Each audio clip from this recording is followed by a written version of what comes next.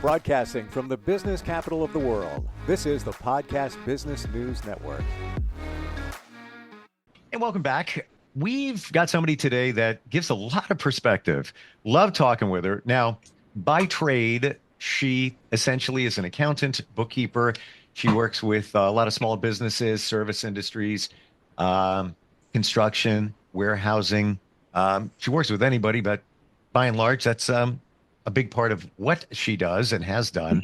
But she also provides insight into the way we think and the way we transact business. Today, we're going to look at leadership in general and kind of laser in from there.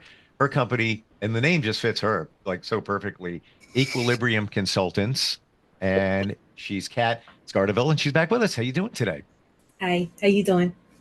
Good, good. This whole leadership thing, when you really think about it, everybody is a leader. You're leading yourself, whether you realize it or not. You Yeah. may be leading your family. There's a lot going on when it comes to leadership, and most of us don't really have any training. Know what we're doing, Yeah, right? for sure. No, for sure. It's like uh, I don't know, when if you have kids, right, and you take them to pre-K or kindergarten for the first time, and you just kind of walk them in and just kind of plop them right there. Okay, bye, peace out, and then pray that their first day of school is okay, and pray that that they're like, usually you're the one freaking out, and they're just like, oh, this is cool, colors everywhere. So hopefully they don't get into like little spats with the other children, and they play nice with the boys and girls, and hopefully you did your job to make them behave and play nice with the boys and girls. So that's kind of how I akin to that. You know what I mean? As far as Hmm. molding the team rather into that. Not to say that I'm maternal, because they're all adults, and they're responsible for their behavior, and they're responsible for um, their decisions. But in the end, we have to play nice with each other and play nice with the other boys and girls. Otherwise, this ain't gonna work. It ain't I gonna work at all. completely agree with you. And Yeah. it's even in, today's world, you got to find a way to play nice. You might not always agree with somebody. By the way, when it comes to kindergarten, all I remember was this. It was me holding on to my mother's leg. Uh, Mm. I had separation anxiety. Poor. I remember it well too. I really, really do. Terryville Road Elementary School, and yeah, that went on for a while. But Aw. to your point, you deal with people on a daily basis. What are your, and it's almost weird to say this, leadership skills? How would you define how you lead yourself? Maybe you got a team, small team, big team. What would those, if you had to write down three things in terms of your leadership qualities, what do you think they would be? Ooh, okay. Yeah. All right. So, um, the the answer to that is a little long-winded. What's fun about that? Well, the first thing is, you as the leader, or in this case me, has to set the example. And way back in the day, and I don't think we ever talked about this, was I used to teach self-defense classes. Oh, wow. And yeah, so um, when I was learning how to do that, I had to be the best student in the room, so I could learn how to be the leader with all these dangerous movements going on, because you're learning how to defend yourself and run away, or something to that effect. So um, you set the example by being the best student. And I always say student because you're never going to know everything. So you're always learning, you're always growing, and you're going to get something wrong. And having that humility and recognizing that, hey man, at some point you are going to make a mistake, and accepting that you're going to make that mistake. If you have a good crew and you've Hmm. been really open and honest with them, and you've been with them in the trenches with them, boots on the ground style, and they understand and feel that connection, you're going to have a really tight team. You know, it works for the military, it's going to work for you. It works in martial arts, it's going to work for you. It works in bands, it's going to work for you, right? So, not for nothing, if you are the best student in the room, people will follow suit for that. So, being the best student, in my opinion, is probably the best thing, like, ever. And then the secondary thingy is like, there's books upon books upon books written about the types of leadership qualities the best leaders in the universe have, right? Like He-Man style. But um, one of one of the most successful ones, in my opinion, happens to be like contingency leadership, and it's a theory. So contingency leadership theory, it's effective leadership that it depends on the leader's style, the team's characteristics and their traits, and the situation. So it's very sports oriented. So is if the situation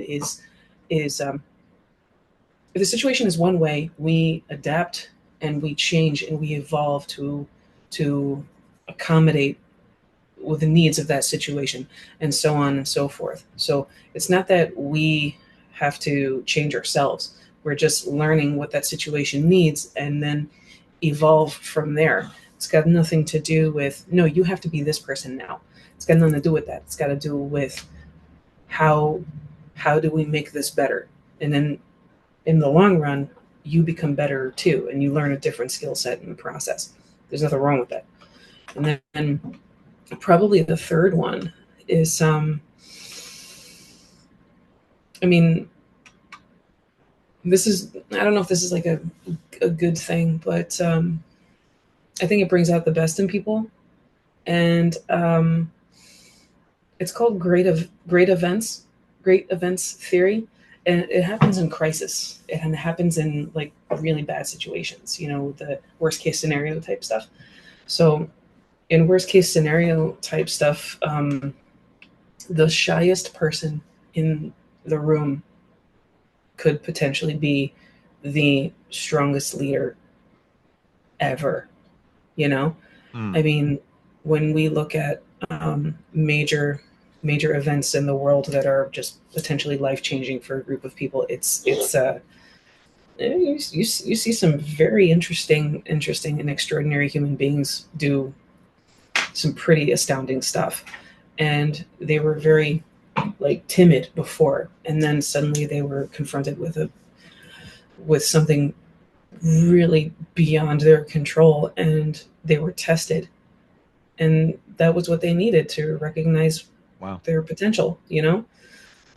Wow. You It know what it sucks. reminds me of? The classic movie, you Yeah, know, baseball team could be a kid's team, maybe even professionally, yeah, where everybody has been at bat. Maybe there's some injuries, and then there's that one individual sitting on the bench that never called in, but yeah, they're more than capable, but they just don't look like they are. And to your point, once the coach throws them in, they're a superstar. They're diamond in the rough, if you will. They're just ready to go, but yeah, man. never got the opportunity because, looks or the reality is turns the perception turns out to be the reality. Somebody perceiving them to be, well, he's not really a strong hitter, and all of that. Hmm. Would you say, because I'm processing this and applying it to things I know, people I know. I'm more of a team player, and I know it's a cliche, but I don't have to score the goal. I like to just work with others in that way. And I know it's like, hey, that's a great thing to say about yourself because it just sounds good, but it's truth. I can't get Yeah, around it. It really is. I don't need to have the spotlight. Yeah, it's cool sometimes, but it's also about doing it together. yeah. And I've always been that way. How do you feel about yourself? Like in my case, like well, first of all, I think that's a beautiful way just to live every day. It's like I don't need all this stuff because it demonstrates a good amount of humility. So good on you. Wham I wire. Yeah, I think that's great. I think that's great. Um, in my case, we had a really different upbringing, and I grew up in a family business. So um, our expectations were uncharacteristically higher than most people, if you're catching what I'm throwing. So Hmm. we had to meet certain obligations that didn't really make any sense. Somehow we met them sometimes, but it definitely questioned you. You were programmed to question yourself over and over and over again, and it that made me question my leadership capabilities only because Mm. you're used to doing things one way and questioning whether or not it's the right way when there is no right or wrong way. It's your way. And did it work? Okay. Did people get hurt? No. Okay, that's good. um, did we get to the solution? Awesome. Did you help people in the process? Okay, good. Did we make any friends along the way? Awesome. Okay. And in my case, that's what I want.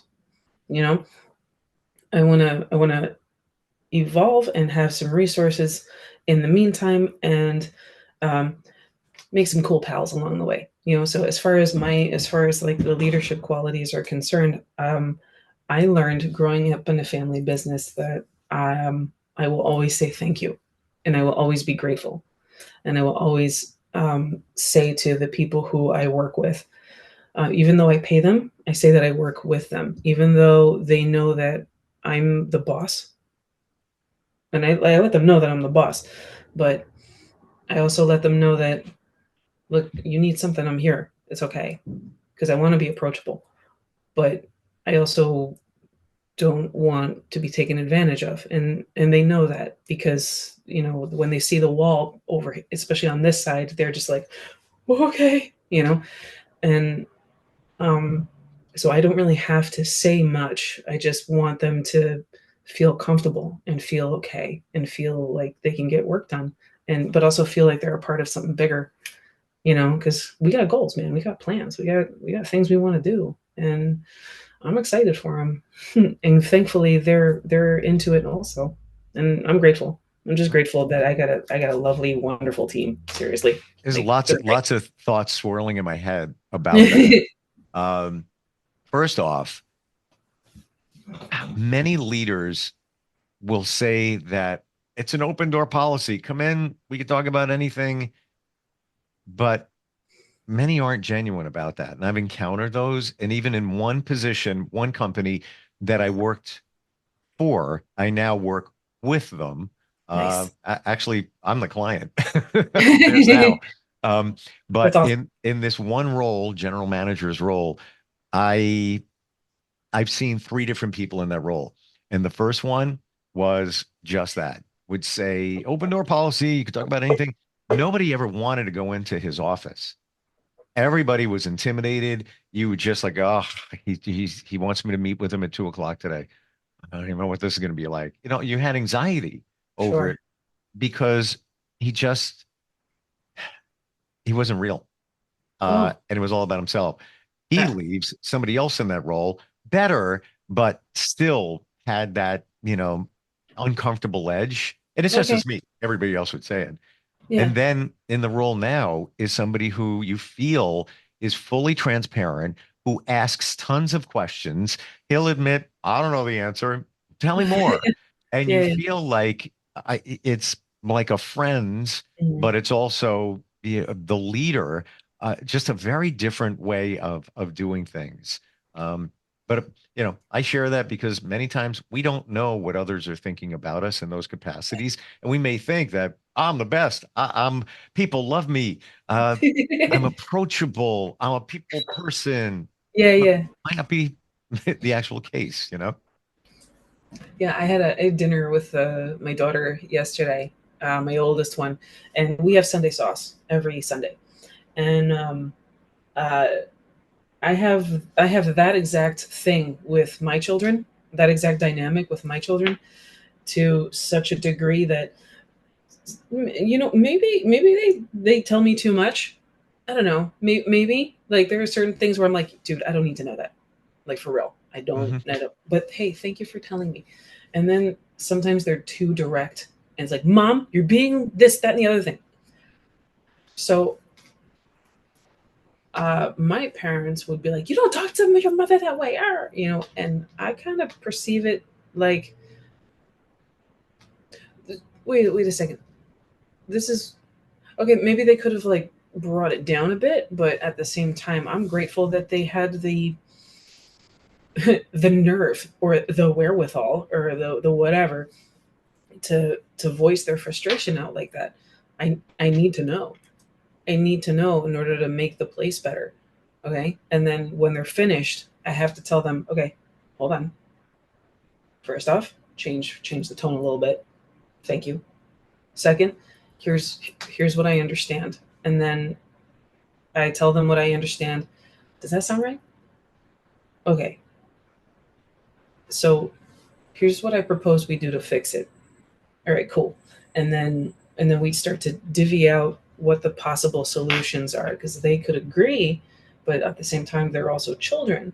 Now in a and then but eventually we get there, but as far as professionals are concerned, um, most of the time they don't freak out and yell at you, but that does happen for sure. And I'm no different. But I don't think any of us are, but at the same time something within that environment caused us to do that. Something within that environment probably um, made us like feel so uncomfortable and so resentful and so like so I don't know, man, just angry, you know. Bitter. And thank you. Yes, beautiful. Yeah. So if I feel, and this is what I learned a long time ago, if I feel that horrible to the point where I'm losing sleep and I'm losing time for myself and I'm losing time with my family and I'm losing all of these assets. In accounting, we have a time value and a money value, and they both have equal value. There is no amount of money worth that kind of time, and there's no amount of time that could, there's no amount of money that could make up that amount of time. Isn't it interesting that the parallel between being a parent and being a leader, let's say at a company, that you have to have respect. There has to be an air of some authority, but you also want to be their friend. And as a parent, delicate balance, Yes. there's some parents that are just friends and the parent's like a pushover to the kids depending on the age. Sure. But it's the same way where you want to be friendly with people within the work environment, but you also want to have the other things there. I see them both very similar, like a Yeah. very delicate balance. And back to something you said before in terms of change, like, coming from a family business, that's what you did. These, were the boundaries almost pigeonholed into this is what you were doing until it changed. And isn't it funny that they say every 5 years we reevaluate our lives? What am I Yeah. doing? But Yeah. For even in relationships, what am I doing here? Is this working? You might not consciously think it out, but it's on your radar. They say it's the sweet spot's about every 5 years, and they say the 7 year itch, which we've heard in sure. relationships, is a real thing because it takes you 2 years to react. Whether you're going to stay in the relationship, whether you're going to improve it, whether you're going to bail on it, that's where the 7 years come in. And I'm going to be honest with you, I've traced back my relationships every 7 years or close to it. There was a pinnacle part going on. Yeah. Coincidence? Maybe, maybe not. I don't know. But do you feel that way? Maybe every 5 years? Like, are you the same person you were 5 years ago? Hell no. Right? No, man. Same, No. same. Hell no. For real. No. No. Oh my In a God. good way. In a good Well, way yeah. too. Yeah. In a good way. Like 5 years ago, I left the family business. You Wow. know. Well, there you go. Yeah. No. Interesting. No. I mean, if I stayed in the family business, I would be completely different. Yeah. I would be completely different. And it's not to say that it wasn't good or right, but maybe it didn't fully serve and support you at the time. Correct. You know? Yeah, that's probably the most diplomatic way of putting it. Absolutely, because in my case, it was time to go, but that was where I learned that there was no amount of money that could give me my time back, and there was no amount of time that can corroborate the money that I'm earning. There's Mm.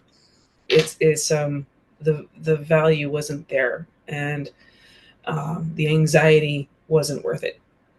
Uh, You know. hmm. Well, whether it's family, whether it's friends, whatever the relationship is, somebody said to me 4 years ago, and I didn't even know how to react to it, but she said, and very close friend, I've known her since I was 17. Nice. She said, those people don't serve you anymore. And I was like, what? It sounded like, you're the king or the queen on the hill. Be gone with you. But she was right. Life changed, and they aren't the same in my life. I'm not the same in their life. So it's time, to move on. I guess it's like they say too. People are in your life for a season or a reason. When you start thinking about it, I find it's true. I really do. Yeah, no, for real. I totally agree completely. And I like to think of it as lessons that you learn. You know, they're in there to teach you something, and then Yeah. the lesson is over, and they're gone, and then you gotta keep going. Yeah. Yeah. It's so true. And if you didn't learn the lesson, somebody else is going to show up and teach you the lesson, whether you want to be a willing student or not. Yeah, yeah, The universe wants you to know this. You need to learn this to move your life forward and right. support other people and the universe's plan. Um, you're going to learn no matter what. So you may as well, class in session, get it over with and move on. Seriously, Mm. seriously, and that's such a hard thing to admit, isn't it? Like when classes and sessions, like you got to show up. You got to show up to Yeah. class. Yeah, You for got to show up sure. to class, and this takes a lot of guts to do that, and it's not Well, easy. it's like high school, any grade you fail, guess what? You got to take it over again, Mm. which is not the most pleasant thing, I guess. Um, No. it's amazing what you do. You run deeper. Yeah, there's lots of bookkeepers out there, a lot of accountants, people that do financial work, but you look at it from a completely different angle, Yeah. and it's very refreshing. Oh, thanks, man. Very refreshing. Um, Oh, appreciate how do we engage you? Not for therapy, but for it. just moving our companies forward. Somebody needs accounting services, bookkeeping services. What's the best way? Yeah. So we are launching our new website. So that one is eqconsultants.com. Let me rephrase, eqconsultantsnj.com. You can reach me at the cell phone 848-565-0113. And our email address is info@eqconsultantsnj.com. Cool. And I mean, your website is informative and great now, but you have the new one launching. When is that? Um, it is going to launch today's Monday, Wednesday. Gotcha. Always great It's talking with you. pretty. It's so pretty. Oh my God, I'm so excited. Sorry. I can feel the pride. I really can. That's awesome. Great talking with you. Thanks for the insight. And it's like it seems like we're cut from the same cloth. Oh, That's wonderful. the vibe I get. Uh, Great having you on. We'll talk soon, okay? Yeah, for sure. Thanks so much. Okay, thank you. We'll be right back.